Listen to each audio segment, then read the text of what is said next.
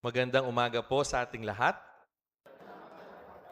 Una po sa lahat, congratulations po sa inyong anibersaryo, 75th ng pagkakatatag ng inyong simbahan. Dahil po dyan, malaking grasya, magpasalamat at palakpakan po natin ang ating Diyos. Ang atin pong mahal na patron ay ang ating mahal na Birhen Maria, Our Lady of Peñafrancia, isang mapagmahal na ina. At ngayon po sa ating pagbasa, siguro hindi coincidence, hindi nagkataon na ang isa sa mga bida sa ating ebanghelyo ay isa ring inay, isa rin na nanay. Wala nga lamang siyang pangalan, pero ipinapakita yung magandang katangian na dapat nating tularin bilang mga tagasunod ni Kristo. Dahil pinag-uusapan po yung nanay, meron pong isang kwento tungkol sa isang guro na nagturo ng science class sa kanyang mga estudyante. At ang itinuro niya tungkol sa mga magnets. Alam niyo po yung magnets? Alam natin yan. At nagbigay po siya ng isang riddle. Gusto niyang tanungin kung naintindihan ng kanyang mga estudyante. Ang sabi niya, ito yung tanong, 6 na letra ang pangalan ko. Nagsisimula ako sa letrang M at nagpupulot ako ng mga bagay-bagay. Ano ako? So, 6 na letra, nagsisimula sa letter M, nagpupulot ng mga bagay. Ano ako? Ang inaasahan niyang sagot, ano pong sagot? Magnet dapat. Pero laking gulat niya nung kanyang nakita na karamihan sa kanyang mga estudyante, hindi magnet ang sagot. Ang sagot po, mother. Mother. 6-letter word, nagsisimula sa M at nagpupulot ng mga bagay-bagay. Yan po ba ang trabaho ng nanay? Malamang, medyo totoo. Kasi ang nanay mahilig magpulot ng kalat, ng basura, ng kumot, ng pillowcase at kung ano-anong bagay. Alam naman po natin, para sa isang bata, yan yung tingin ng isang bata sa isang nanay. Pero higit po roon, ang nanay ay isang taong laging kumakapit sa kanyang anak tuwing ang anak ay nahuhulog. Lagi rin kinakapitan ng anak. Kaya naman, ang maganda po na pagtuunan natin ng pansin yung magandang ginawa nitong nanay na ito. Yan po yung magandang larawan sa ating ebanghelyo. Hindi natin alam yung pangalan niya, pero alam po natin kung ano yung pinakamahalaga sa kanya. Ano po yung pinakamahalaga sa kanya? Yung kanyang anak. Yung kanyang mahal sa buhay. May sakit yung kanyang anak, inaalihan ng masamang espiritu, lumapit siya kay Jesus. Pero hindi madali yung paglapit niya kay Jesus. May mga pader sa pagitan niya na humarang sa kanya. Una, isa siyang Kananeya. Hindi siya Israelita. Hindi siya katulad ng lahi nila Jesus. Hindi siya Hudyo. Pangalawa, isa siyang babae. Nung panahon na yon, mas mababa ang tingin ng lipunan sa mga kababaihan. Kaya naging hadlang yan sa kanya. Pangatlo, hinarangan siya ng mga apostoles. Nakukulitan sa kanya. Kaya nga sabi ng mga disipulo ni Jesus, Panginoon, pagbigyan mo na. Nag-iingay yan. Sunod yan ang sunod sa atin. Paalisin mo na lang kaya. Pero nagpursige yung ating bida sa Ebanghelyo. Hindi siya umalis. Bakit? Tulad po ng nasabi ko, kapag ka pumahal mo sa buhay ang nakasalalay, hindi ka madaling sumusuko. Kapag anak mo ang nakasalalay, hindi ka madaling susuko. Kaya ang sigaw niya, Panginoon, tulungan mo po ako. Anong sagot ni Jesus? Ganyan po, yung tulad ng tugon nyo, wala. Wala siyang tugon. Pero later on, sabi ni Jesus, hindi naman dapat nakunin yung tinapay sa mga anak at ibigay sa mga tuta. Tinawag pa silang tuta kasi mababa ang tingin sa kanila. Pero nung sagot nitong babae, napakaganda. Sabi niya, Opo, Panginoon. Ngunit kahit na po mga tuta, kumakain ng mga mumo na nahuhulog mula sa hapag ng kanilang mga amo. Ano pong sinasabi niya? Napakaganda. Hindi siya nakipagtalo, hindi siya nagmukmok, hindi siya nag-post sa kanyang social media, nagparinig. Subalit, nagtiis siya, naghintay. At ang sabi niya, kahit mumu lang, Lord, kahit konti, Parang sinasabi niya, Lord, kahit mumulang ng awa mo, sapat na yan sa amin. Gagaling na yung anak ko. Ganun pong kalaki yung pananampalataya niya. Kaya naman, hindi siya bumitaw. Ang sabi ni Jesus, O babae, napakalaki ng iyong pananampalataya. At sa huli, narinig niya siguro yung kanyang gustong marinig. Sabi ni Jesus, mangyayari ang hinihiling mo. At ang huling pangungusap sa Ebanghelyo, sabi, at noon di gumaling ang kanyang anak. Di ba? Napakaganda ng pagsisikap at pagmamahal, pagtsatsaga na pinakita ng babae na ito. Kaya naman, mabilisan po, 3 salita po yung tandaan natin at baunin natin sa pag-uwi. Unang salita, salitang lumapit. Pangalawa, kumapit. Pangatlo, magmalasakit. Medyo madali po yung tandaan. Lumapit, kumapit, magmalasakit. Una, lumapit. Yan po yung unang ginawa ng babae. Lumapit siya kay Jesus. Personal. Hindi niya tinawagan lang. Hindi siya nag-send lang ng email. Hindi siya nag-chat lang sa group chat. Hindi siya nakisuyo kay Pedro. Pedro, malapit ka naman kay Jesus. Pwede bang ilapit mo ako sa kanya? Hindi siya dumaan sa mga apostoles at sinabi, pwedeng kayo na yung magsabi ng kahilingan ko. Hindi po. Personal siyang lumapit kay Jesus. Personal siyang humingi ng tulong. Kaya naman, ito po yung una nating tatandaan. Kapag meron tayong pinagdadaanan sa buhay, may problema, ang una po nating gagawin, lumapit sa Diyos.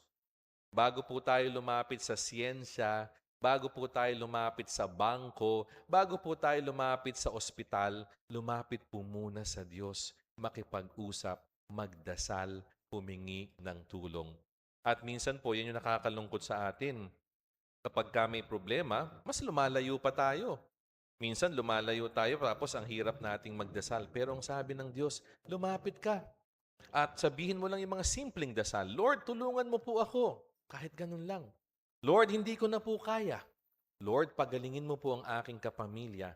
Mga simpleng dasal na pwedeng ilapit natin sa Diyos. Hindi po kahinaan ng lumapit sa Diyos. Yan po ang ating kalakasan. At ang tawag natin dyan, pananampalataya. Nananalig tayong tutulungan tayo ng Diyos. So, una, lumapit. Pangalawa, kumapit. Narinig natin sa Ebanghelyo, medyo sa una, inisnab tong babae. Hindi maganda yung sagot ni Jesus. Anong ginawa ng babae? Tumalikod ba siya? Nagmaktol ba siya?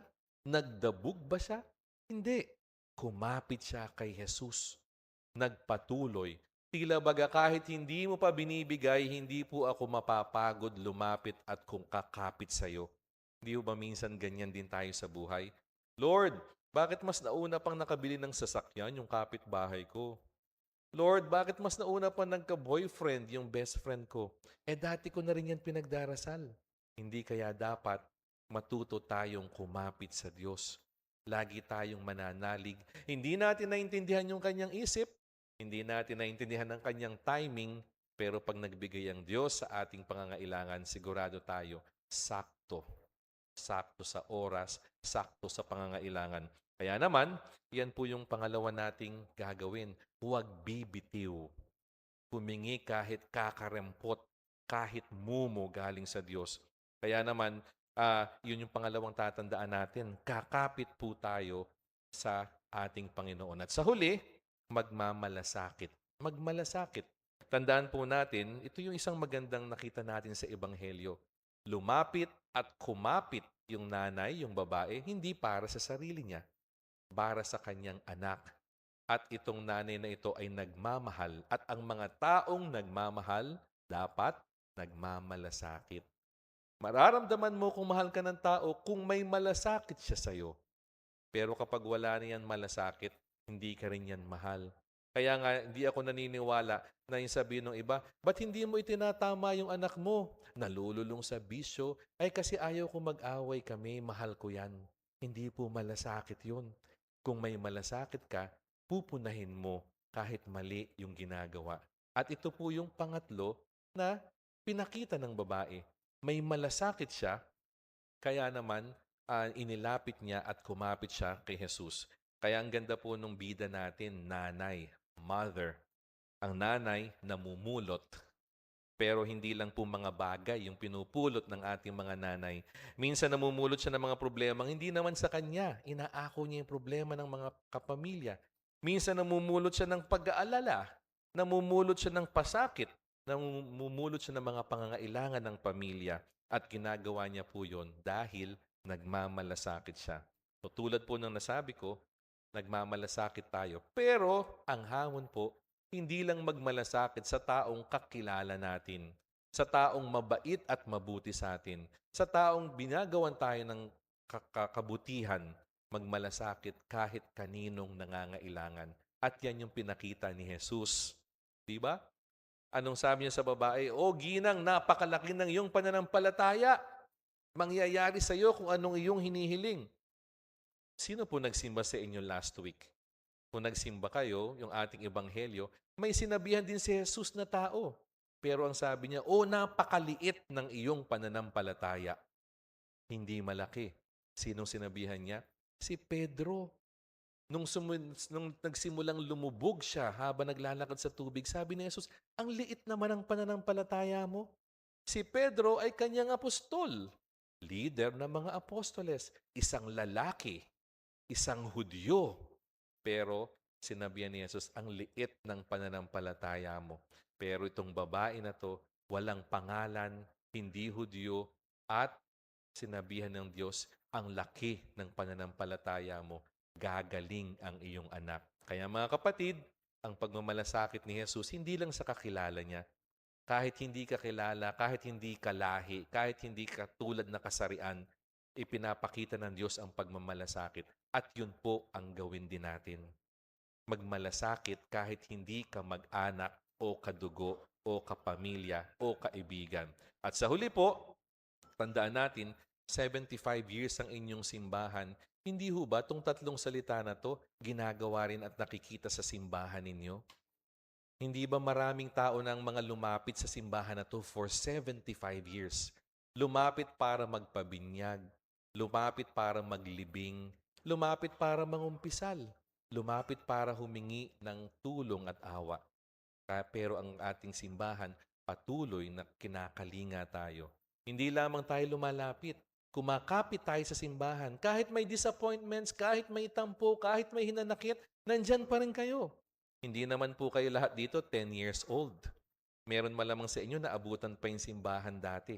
Bakit kayo nandito ngayon? Kumakapit tayo sa mahal na Birheng Maria. At sa huli, ang simbahan natin nagmamalasakit sa lahat. Kaya maraming programa para sa mahirap, para sa nagugutom, para sa mga nagluluksa, para sa lahat ng aspeto ng buhay natin. At yan po ang ating mahal na ina.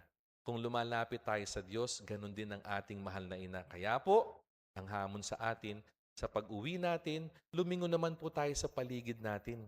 Tingnan natin yung mga taong may pangangailangan, taong nag-iisa, taong nalulungkot o may sakit. Lapitan po natin sila, kapitan po natin sila, at pagmalasakitan po natin sila. Tularin natin yung babae, tularin natin ang ating simbahan upang maging totoong disipulo ni Jesus. Gawin po natin yung tatlong salita, patungo sa Diyos, lumapit, kumapit, at magmalasakit. Amen.